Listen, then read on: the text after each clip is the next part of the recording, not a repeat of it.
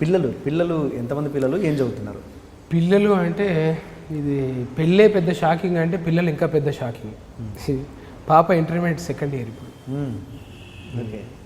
బాబు ఒకడొచ్చి 10th class. ముగ్గురే. అందుకే sarpanch కాలేకపోయినా MPTC కాలేకపోయినా. ఎప్పుడో సర్పంచ్గా పురమాయించారు. అదొక క్వాలిటీ ఉండాలా? ఫ్యామిలీ ప్లానింగ్ ఉండాలి. ఓకే. ముగ్గురు పిల్లల వాళ్ళు స్థానిక సంస్థల్లో పోటీ చేయడానికి లేదు. ఓకే. అట్లా ముగ్గురు పిల్లలు. నాకు రెండో సంతానం బాబు, మూడో సంతానం మళ్ళీ బాబే. ఫస్ట్ పాప, బాబు. పాప ఇంటర్మీడియట్ సెకండ్ ఇయర్, బాబు ఒక 10th, ఇంకోడు 9th. అంతా వరుసగా కాలేజీకి దగ్గరలో ఉన్నారు. ముగ్గురు అంటే ఫస్ట్ పాప, తర్వాత బాబు. అది ఎందుకంటే పాప బాబు కాగానే ఫ్యామిలీ ప్లానింగ్ చేయొచ్చు. కాకపోతే ఇక్కడ మా వంశానికి ఒకటి పెద్ద ప్రాబ్లం ఉన్నది. మా నాయన సెంటిమెంట్ అది. ఇద్దరైతే తోడు ఉండాలి. మరి ఒక్కడైతే ఎట్లా? ఆ ఒక్కడు సెంటిమెంట్ ఎందుకంటే తాత ఒక్కడే, నాయన ఒక్కడే, నేను ఒక్కడిని, మళ్ళీ నాకొక్కడే.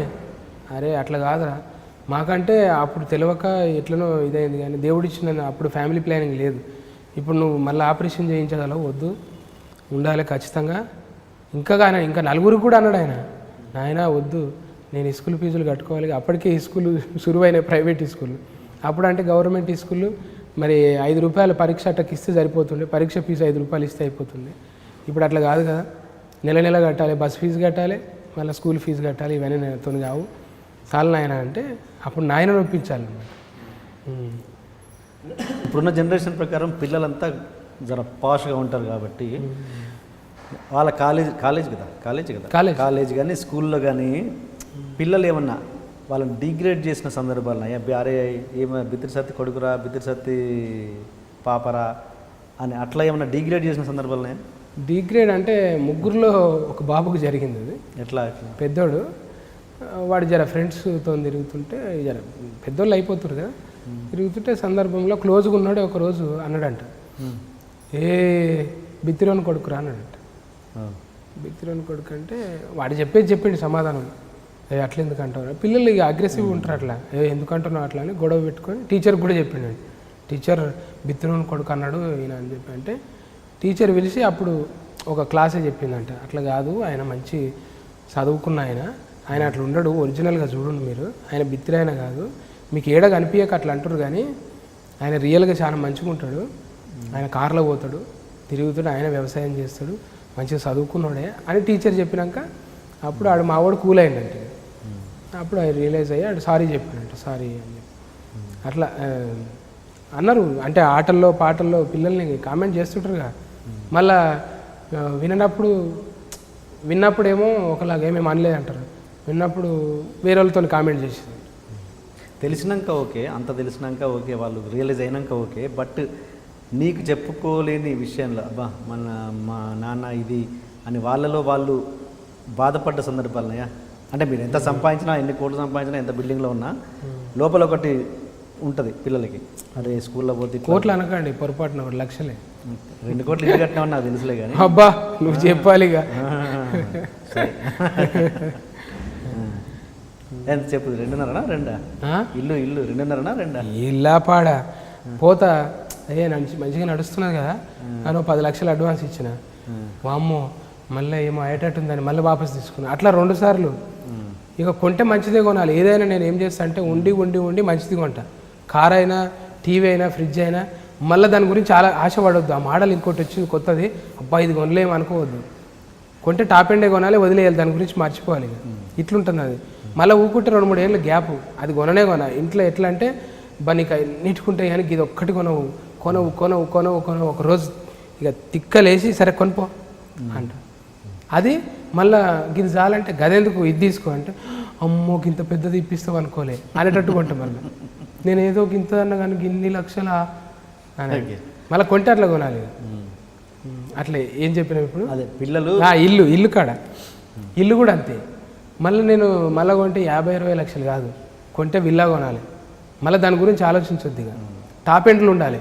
ఇక మళ్ళీ దాని గురించి వద్దుందాక అబ్బా ఇది అమ్మి ఇంకోటి కొనాలి అన్నట్టు కాదు, అది ఇక లాస్ట్దే కొనాలి.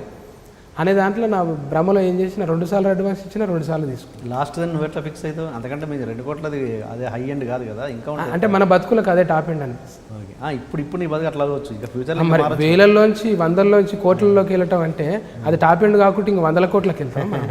అరే పొద్దున మారచ్చు, ఇంకా గంత ఉండదన్న, నేనైతే పోను. ఇప్పుడు ఉన్న టెన్షన్లకే ఇదైతే ఇక మళ్ళీ ఇంకా ఓకే. ఆ పిల్లల దగ్గర ఆగిపోయింది టాపిక్. పిల్లలు లోపల నీకు చెప్పుకోకుండా లోపల మదన పడ్డ సందర్భాలు ఉన్నాయా? అదో మదన పడ్డం అంటే ఇప్పటికీ పడుతూనే ఉంటారు. ఎట్లా? టీచర్స్ ఏమో పేరెంట్స్ మీటింగ్ అంటారు. పేరెంట్స్ అనేసరికి మళ్ళీ మనం పోయి 1 గంట కూర్చోవాలి. ప్రతిసారి పోలేము, సంవత్సరానికి ఒకసారి పోతే ఎక్కువ. నేనేం చెప్పినా, నాన్న మీరు ఏమన్నా చేయండి, అమ్మని తీసుకోండి, మమ్మీని తీసుకుపోయి మీరు కూర్చోండి, ఏదైనా ఉంటే మాట్లాడండి. అయినా మీకు ఏమన్నా రాదారా నేను అడగడానికి? మీకేమన్నా సరే లాస్ట్లో ఉన్నారు క్లాస్లో, మీకు ఏం వస్తలేదు, నేను టీచర్ని అడగాలి. ఏం టీచర్ మా వాడు ఇట్లా ఇంట్లో చేస్తున్నాడు, మీరు ఏం నేర్పిస్తున్నారు అని అడగవచ్చు. మీరు మంచిగానే చదువుతున్నారు కదా నాన్న, ఇంకా నేను ఎందుకు రావాలి, ఏం అడగాలి? మీరు మంచిగా ఉంటారు, మంచిగా చదువుకుంటారు, ఇంకా పేరెంట్స్ మీటింగ్ ఎందుకు అని ఏదో తప్పించుకొని మెల్లగా సాకు చెప్తా ఉంటారు. పిల్లల్ని ఎక్కువ ఫ్రెండ్స్ని ఇంటికి తీసుకురావడం పెద్ద జరగదట, ఎందుకు? పిల్లలు ఇంటికి తీసుకురావడం నువ్వు వద్దంటావా, వాళ్ళు తీసుకురారా? అంటే ఏంటంటే ఏందో అది చిన్నప్పటి నుంచి మా ఇంట్లో కూడా అంతే. ఏంది మా పేరెంట్స్ ఉన్నప్పుడు నాతో పాటు రానికి భయపడుతుంది. ఇప్పుడు మేమున్నప్పుడు నేనే చెప్తా పిల్లల్ని, అంటే మా నాన్న ఏమనుకుంటాడో అని బుగులు పడతారు పోరలు.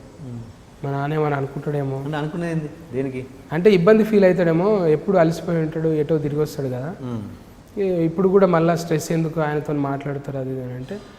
ఏదైనా హోలీ టైంలో మా పాప ఫ్రెండ్స్ వచ్చినప్పుడు మా పాప నేను వస్తున్నా కిందగా, ఏందమ్మా నువ్వు కింద ఎందుకు వస్తావు, పైకి రమ్మనని వాళ్ళకి తీసుకొచ్చి, అంటే చిన్న భయం ఉంటుంది కదా, డాడీ ఏడికెళ్ళిన ప్రోగ్రాంలకు వెళ్తుంటాడు, ఆడెళ్తుంటాడు, జనాలు ఉంటారు, మళ్ళీ ఇంట్లో కూడా ఇబ్బంది ఎందుకని వాళ్ళకి వాళ్ళే ఫీల్ అవుతారు.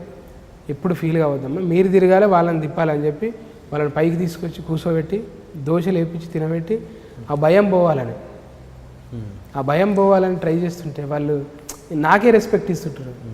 ఎప్పుడు అలసిపోయి ఉంటాను నాన్న అనేది వాళ్ళు రెస్పెక్ట్ ఇవ్వని తప్ప నేను భయం కాదు, గౌరవం అంతే.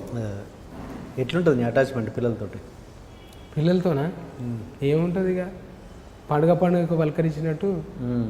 చదువు గురించి అయితే రోజు అడగలేను, ఏదో ఒకరోజు మతికి వస్తుంది, ఏం రా నువ్వు ఎంత ఏం చదువుతున్నావురా, ఫస్ట్ వస్తున్నావా, ఏడున్నారా అని ఒకరోజు మొత్తం తిరిగేస్తా. ఇక విపరీతమైన కోపం వస్తాయి, ఇట్లయితే ఎట్లా రాను అని మోటివేషన్ క్లాసులు అంటే రోజు చూడొచ్చుగా, మరి రోజు టైం ఉండదు, నేను పోయేసరికి ఏదో టైం ఎక్కడనో పోతా, ఇవన్నీ ట్రాక్ తప్పుతాయి, మిస్ అవుతున్న ఫీలింగ్ వస్తుంది. మళ్ళీ మతి వచ్చినప్పుడు ఒక రోజు పోయి కూర్చుంటా, జరసేపు మాట్లాడతా, మళ్ళీ సేమ్ అది ఉన్నది. ఎక్కువ తల్లితో ఉంటారు, నేను కష్టం. ఓకే.